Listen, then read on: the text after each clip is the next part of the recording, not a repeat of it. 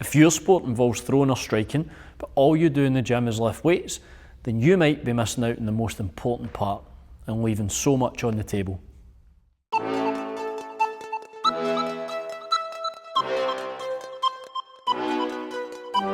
Ballistic Medicine Ball Training allows us to turn strength into usable power. Ballistic Medicine Ball Training teaches our body to use our kinetic chain to transfer power from the floor through our body into an object or into our hands. This is exactly what happens in sports like boxing, golf, tennis, hockey, baseball. The list is endless. Unlike generic strength exercises, Ballistic Medicine Ball Training allows us to accelerate through the full movement. It helps us develop better rotational power and improve sequencing and use of the kinetic chain. It also helps us train deceleration and fewer energy leaks through that kinetic chain. In this video, we're going to go through 7 exercises, show you how to perform them safely and get the most out of them. So if your sport demands speed, power and violence in short bursts, then this stuff matters. Let's get into it.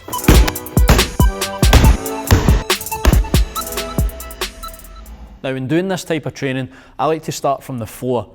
That way we can really engage the core, and then as we move on, we bring in the lower body and we start to work on those kinetic chain movements from the ground up. So the first exercise we're going to look at is an overhead kneeling toss. I've put a mat down so that we're nice and comfortable on our knees, and we're going to use a medicine ball here, which isn't too heavy. We still want to be able to generate some speed in this movement. Yes, we want a bit of resistance, but if we go too heavy, then we lose that speed element of it. So I'm going to start on my knees, a few feet away from the wall. I'm going to sit my hips back so I'm sitting on my heels. I'm going to lift the ball overhead, and what I'm going to do is allow my rib cage to come away from my pelvis so that I can then engage the core, and it's this part that I'm pulling with. I'm not trying to throw this with my arms. I'm trying to use my core to generate the force and toss the ball into the wall.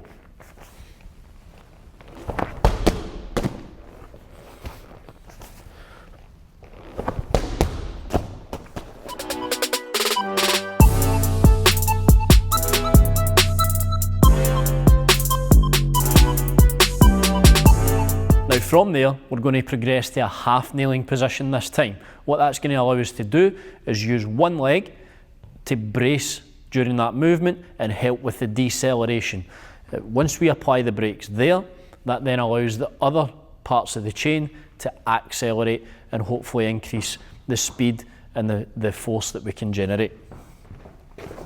So again, down on one knee, onto our knees, just one this time. I'm going to lift one up about 90 degrees. Same idea as before. I want my rib cage and my pelvis to separate. I want to engage the core and use that to generate the force and not my arms. When my weight shifts forward, I'm then using this leg here that's raised in front of me to brace and decelerate.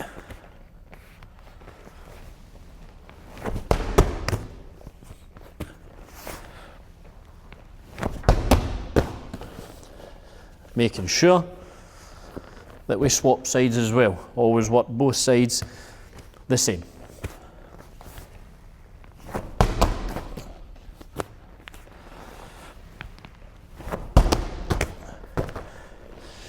Another key thing here as well is that we don't rush that movement once we get to the top. We pull back, give yourself time to engage the core, and then explode from that position.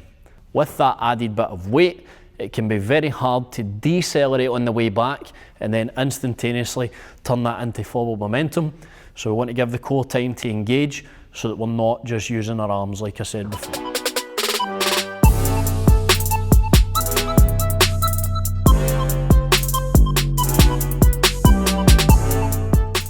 From there, we're going to progress to a step-in overhead toss. Now, the difference now is that we're on our feet and we're going to be using more of the ground to generate the force, right? And we're still able to use that front leg to help with the deceleration. So no mat this time, as I said, I'm up on my feet. I'm going to take the ball in 2 hands. I'm going to start with my feet together. I'm going to step forward with one leg whilst the ball is behind me, again allowing the pelvis and the rib cage to separate. I'm going to step in, I'm going to toss the ball overhead. I can then swap legs. And what we want to do is try and aggressively stamp that foot down to help us decelerate.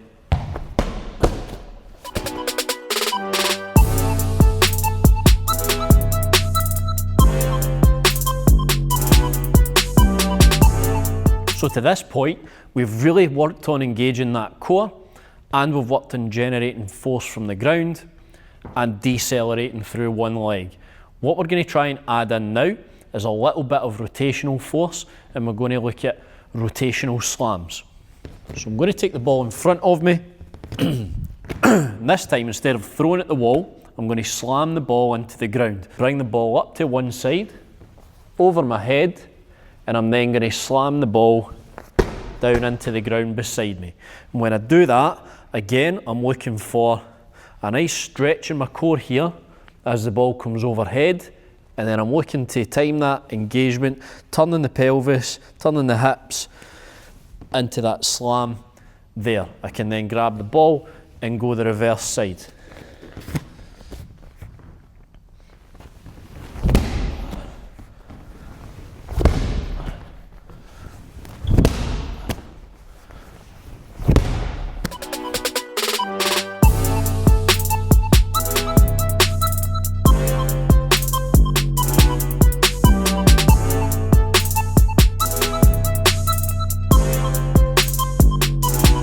We're going to go very similar to that exercise for this next one.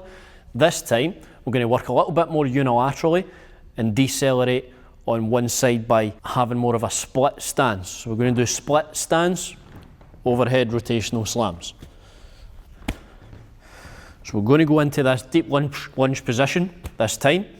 What I'm going to do is I'm going to bring the ball overhead, and I'm going to slam the ball down to this side here. I can then bring the ball over and slam that side. Working on stability, you see it's quite challenging. And then making sure that we switch sides. Going with the other leg this time, up overhead.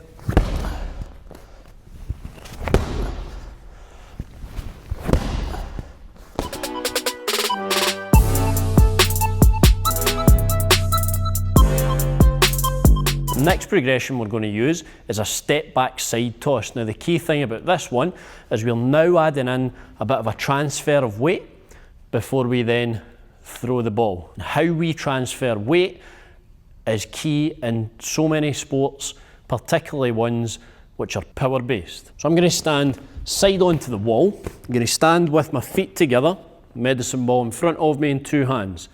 I'm going to take a step away from the wall. And as I do this, I'm going to try and get my weight to transfer onto the rear leg. I'm going to load that rear leg, and I'm then going to explode off as hard as I can, allowing the hip to rotate and then the upper body. And I want it to act like a chain because I'm training the kinetic chain here. So I step back to there, I push into the floor, I get that ground reaction force, I then transfer that power through the hips, into the core, into the upper body, and into the ball as I throw it against the wall.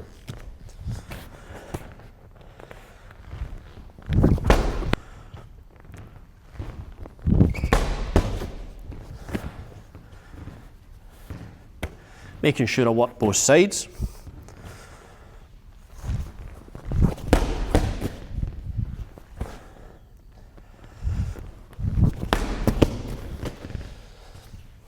So that exercise mimics a lot of throwing actions.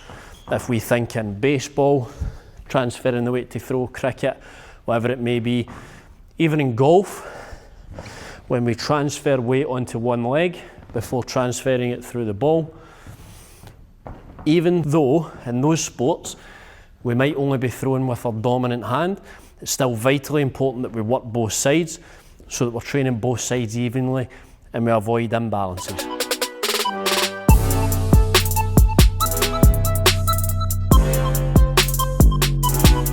final exercise we're going to look at is a two-step toss. So very similar to the last one, but we're adding in an extra step.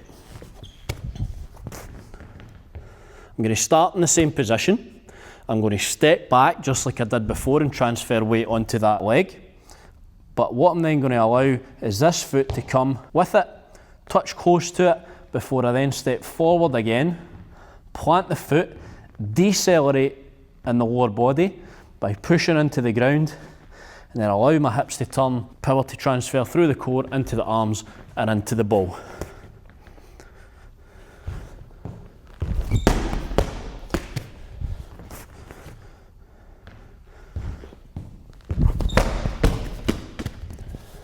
Again, working both sides.